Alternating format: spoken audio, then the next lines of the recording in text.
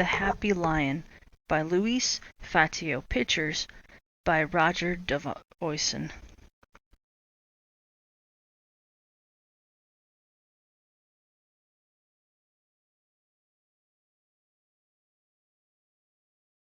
There once was a happy lion. His home was not the hot and dangerous plains of Africa, where hunters lie in the wait on their guns. It was a lovely French town, with brown tile roofs and gray shutters. The happy lion had a house in the town zoo, all for himself, with a large rock garden surrounded by a moat, in the middle of a park with flower beds and a bandstand.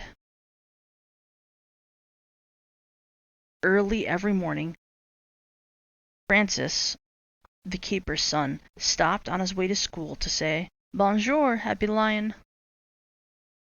Afternoons, Monsieur Dupont, the schoolmaster, stepped on his way home to say, "Bonjour, Happy Lion." Evenings, Madame Pinson, who knitted all day on the bench by the bandstand, never left without saying, "Au revoir, Happy Lion." On summer Sundays the town filled into the bandstand to play waltzes and polkas, and the happy lion closed his eyes to listen. He loved music. Everyone was his friend and came to say bonjour and offer meat and other tidbits. He was a happy lion. One morning, the happy lion found that his zookeeper had forgotten to close the door of his home. He said, "I don't like that. Anyone may walk in." "Oh well," he added on a second thought, "maybe I'll walk out myself and see my friends in town. It'll be nice to return their visits."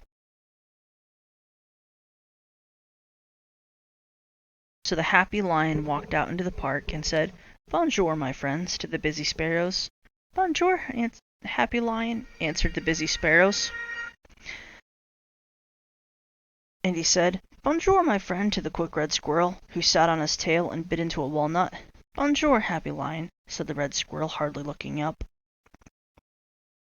And then the happy lion went to the cobblestone street, where he met Monsieur Dupont around the corner. "Bonjour," he said, nodding in his polite lion way. "Ah!" answered Monsieur Dupont, fainting along the sidewalk. "What a silly way to say bonjour," says the happy lion, and he padded along on his big soft paws. "Bonjour, mesdames," said the happy lion, said further down the street, when he saw 3 ladies he had known from the zoo. "Ah!" cried the ladies, and ran away as if an ogre were after them. "I can't think," said the happy lion. "What makes them do that? They were so polite at the zoo." "Bonjour, madame."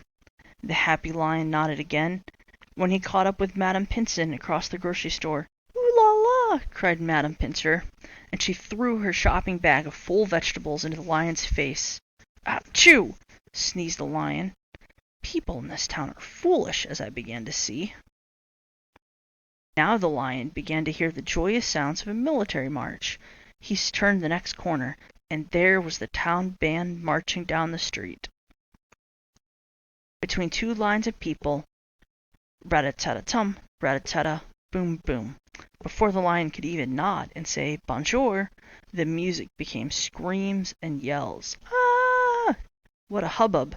Musicians and spectators tumbled into one another in their flight toward the doorways and sidewalk cafes.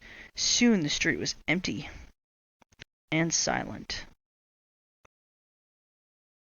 The lion sat and meditated. "I suppose that people behave badly when they're not at the zoo."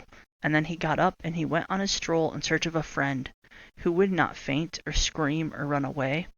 But the only people he saw were pointing at him excitingly from the highest windows and balconies.